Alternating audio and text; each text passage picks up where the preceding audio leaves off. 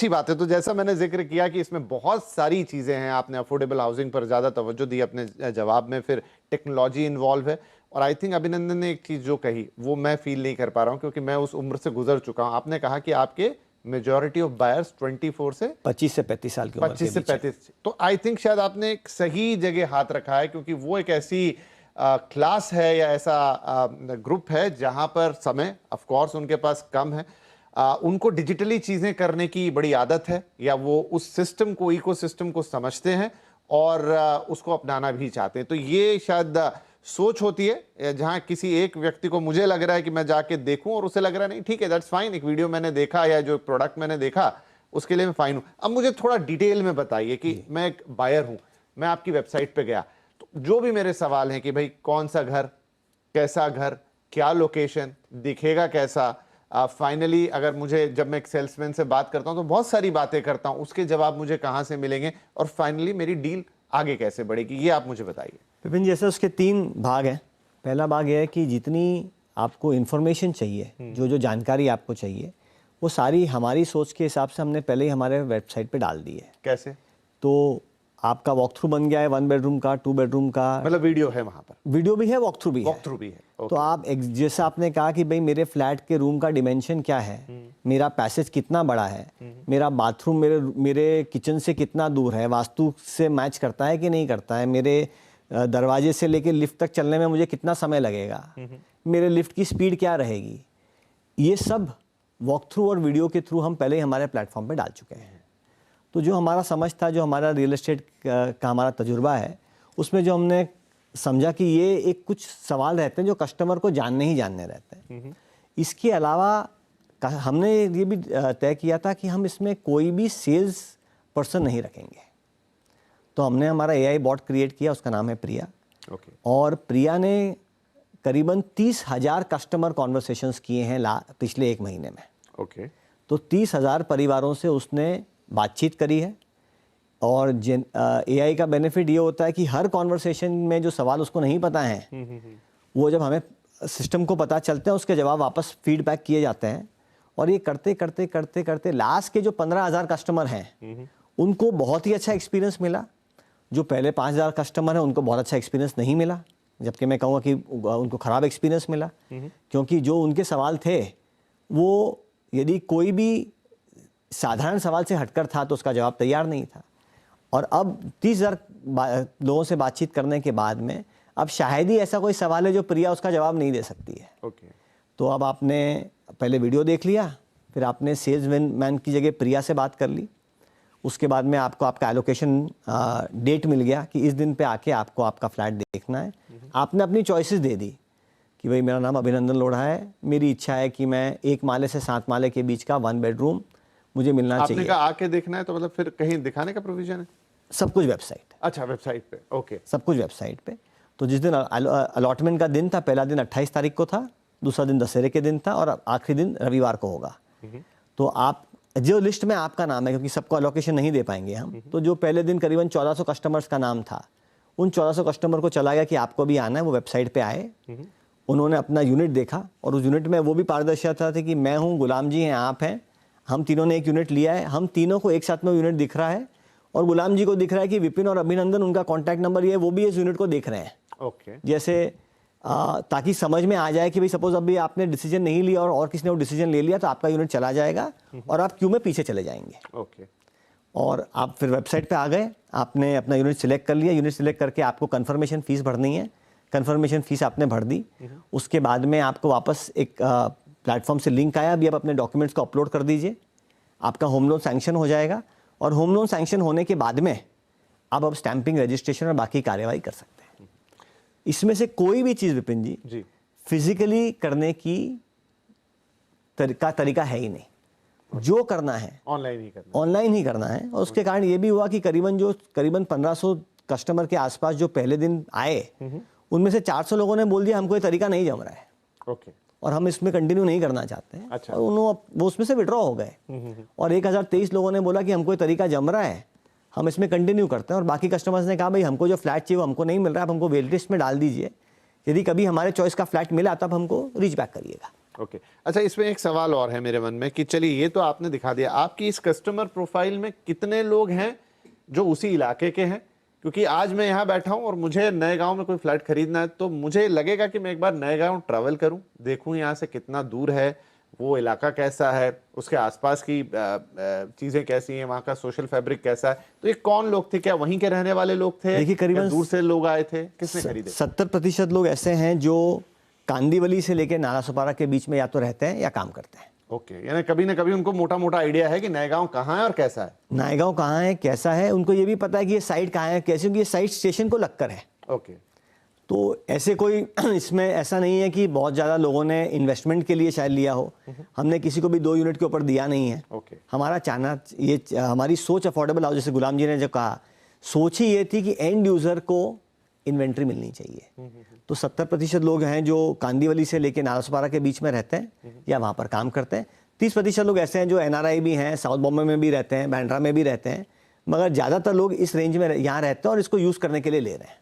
Right, हाँ, वो मैं उस पर भी आता, ये सवाल मेरे मन में है और आपसे विस्तार से पूछूंगा कि कैसे आप डिस्टिंग्विश करेंगे कि कोई एंड यूजर है कि कोई इन्वेस्टर हो। इन्वेस्टर में बुराई नहीं है, लेकिन सुप्रीम कोर्ट ने मेरे ख्याल से 1 आध महीने पहले एक बात कही कि जो ट्रेडर है रियल स्टेट में, it's like a slow poison for the real estate. तो वो उस चीज से कैसे बचेंगे?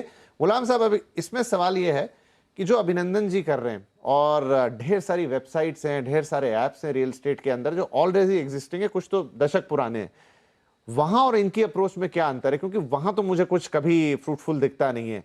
व्हाट इज ही डूइंग जो इनको इतने सारे, इनको 1600 फ्लैट बेचने थे लेकिन 8000 से ज्यादा इनके पास आवेदन आ गए और लोग खरीद भी रहे हैं? ये जो सवाल आप जिस मोड़ पर ले आए हैं उसमें शायद कुछ लोगों को तकलीफ होगी सुनकर।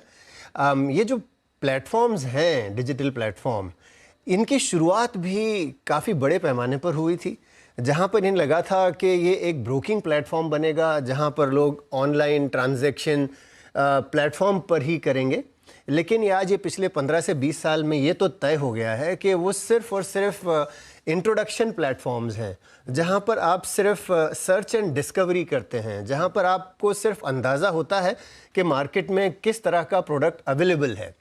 और वो भी अपने आप में काफ़ी कंफ्यूजिंग होता है, क्योंकि जब भी मैं, और ये मसला ऑनलाइन ओवरऑल हम सब जानते हैं कि अगर मैं चश्मा लेने की कोशिश कर रहा हूँ तो लोग मुझे जूते का भी ऐड दिखाना शुरू कर देते हैं। तो ये जो कन्फ्यूजन है, ये कन्फ्यूजन बरकरार है, उसको अभी तक एलिमिनेट नहीं किया जा सका, बल्कि और बढ़ता चला जा रहा है। कि फॉर एग्जांपल, अगर मैं नायगांव में मकान देखना चाहता हूं, अगर मैं नायगांव डालूं तो तुरंत 15-20 आसपास के लोकेशंस की भी लिस्टिंग मेरे कंप्यूटर पर या मेरे फ़ोन पर आना शुरू हो जाती है। और ना केवल लिस्टिंग, बल्कि इवन इंडिविजुअल्स, कई सारे फ़ोन कॉल आना शुरू हो जाते हैं। और अपने आप को बिल्कुल जैसे आप धूप में नंगे सर खड़े हो जाओ ऐसा पाते हो कि हर तरफ से आप पर एक तरह से अटैक होता है। बिल्कुल, वो चीज़ बहुत ही अनकंफर्टेबल है। और इस चीज़ को, जहाँ तक छोटी मोटी चीज़ों का ट्रेड आप कर रहे हो वो तो फिर भी ठीक है, अगर आपने कपड़े ख़रीदने हैं या इलेक्ट्रॉनिक कुछ फ़ोन वगैरह ख़रीदना है, वो फिर भी एक हद तक सीमित है, उसका सारा जो कन्फ्यूजन या स्ट्रेस है वो लिमिटेड है। लेकिन मकान जो आप ज़िंदगी में बहुत हद तक एक बार खरीदने जा रहे हो, शायद 2 बार खरीदोगे, और ख़ास तौर से जिस कैटेगरी का हम इस समय जिक्र कर रहे हैं, जो बॉटम ऑफ पिरामिड या अफोर्डेबल हाउसिंग की हम बात कर रहे हैं, वहाँ पर ये लोग तो हालात के सताए हुए हैं। वो तो चाहते हैं कि कंफर्टेबल एक ऐसा मकान मिले, ये प्रोसेस ऐसा हो कि जो उनको सुविधाजनक हो, और वो अल्टीमेटली जो चीज़ चाहते हैं, कि एक मकान चाहते हैं, वो उनको सुविधा से मिले। वो चीज़ अब तक कहीं पर अवेलेबल नहीं थी। अब अगर एक ऐसा सल्यूशन आता है जिसमें ये सारा जो रिफ्रेफ है, ये जो सारी असुविधाएं हैं, उनको आप एलिमिनेट करके बायर को गाइड कर रहे हो, बायर को सुविधा के साथ लाकर दिखा रहे हो आप क्या ख़रीदना चाहते हो, आपके सामने चॉइसेस क्या हैं।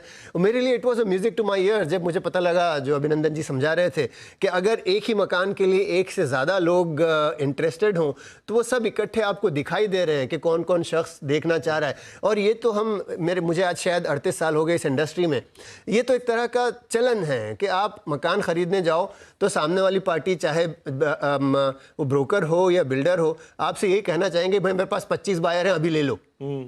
तो वो अब उस एक ही चीज़ फ्लैट बचा है, अब एक दो ही ही बचे है। हैं। तो ये जो चीज़ें हैं ये तो लोगों को एक तरह से एक्सपेक्ट करके चलते हैं कि ये तो होना है, लेकिन जितनी ट्रांसपेरेंसी का जिक्र कर रहे हैं अभिनंदन जी कि आप आ रहे हो, आपको उस मकान जिसमें आप इंटरेस्टेड हो आपको दिखाई दे रहे हैं कि एक या दो है, शायद कोई नहीं है, आप जानते हो कि आपके पास कितना समय है फैसला लेने के लिए और अपने पेमेंट्स वगैरह करने के लिए। तो ये जो फ़र्क है इन दोनों प्लेटफॉर्म पर वो स्टार्क है। और अगर मैं थोड़े से स्टैटिस्टिक्स पर जाऊं तो ये जैसा मैंने पहली चीज़ तो ये है कि इस तरह के जितने प्लेटफॉर्म एग्जिस्ट करते हैं वो केवल डिस्कवरी या नई चीज़ आपके पास क्या ऑप्शंस हैं सिर्फ वही दिखाते हैं और वहाँ जाके उनका रोल रुक जाता है। और उसके बावजूद भी उस पर भी कई सारे ब्रोकर्स हैं। लिस्टिंग्स जो होती है ज़रूरी नहीं कि डेवलपर्स की ही हो, कई ब्रोकर्स उन डेवलपर्स के मकानों की एज ए चैनल पार्टनर भी लिस्टिंग करते हैं।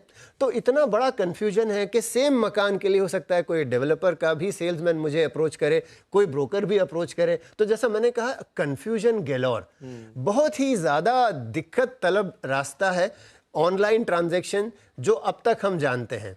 तो अगर उन सारी चीज़ों को, उन सारे मसाइल को हल करके एक सादा सरल तरीक़ा दिखाया जाए तो मुझे नहीं लगता कि ख़रीदार इससे दूर रहेंगे या बिल्कुल। और जैसा मैंने कहा कि टेक्नोलॉजिकली सबसे ज़्यादा सेवी है हमारे मुल्क के लोग, और ये भी समझें कि अब चूंकि हम एक पर्टिकुलर कैटेगरी का जिक्र कर रहे हैं कि जो 25 से 50 लाख के दरमियान के जो मकान ख़रीद रहे हैं ये कौन लोग हैं। ये जैसा उम्र का भी का जिक्र निकला 25 से 35 साल के दरमियान, ये वो लोग हैं जो अपने दफ्तर में शायद पहली या दूसरी जॉब कर रहे होंगे। ये वो लोग हैं जो शायद गिग इकॉनमी से ताल्लुक़ रखते होंगे, जो शायद ऊबर चला रहे होंगे। ये देखो 25 से 30 लाख का मकान आज मुंबई में मिलना कितना कठिन है, सबसे पहले आप वो समझे। तो ये सब वो लोग हैं जो कहीं ना कहीं या किराए पे रह रहे हैं या अपने रिश्तेदारों के घर रह रहे हैं, वालिदैन के घर रह रहे हैं। उनके लिए तो सबसे पहले ये एक सुनहरी मौका सामने दिखाई दिया। और अगर वेस्टर्न सबर्ब्स वाले लोग हैं, जैसा हमने कहा, एक मुझे याद आ रहा है कि मेरा ताल्लुक़ बांद्रा से था, लेकिन जब मैं पहला मकान ख़रीदने के लिए तैयार हुआ तो मैंने मीरा रोड तक के दौड़ लगाई थी। तो आप ये समझें कि लोग सिर्फ जहां रहते हैं केवल वही मकान खरीदना चाहते हैं, ऐसा नहीं है। बस थोड़ी बहुत एक आज भी जो बरकरार है कि वेस्टर्न सबर्ब्स वाले सेंट्रल सबर्ब की तरफ नहीं जाते, सेंट्रल वाले वेस्टर्न की तरफ नहीं जाते, नवी मुंबई की तरफ नहीं जाते। लेकिन वेस्टर्न सबर्ब अपने आप में एक तरह से एक शहर है, एक तरह से अपने आप में एक मुकम्मल इलाका है जहां पर बहुत ज़्यादा डिमांड भी है।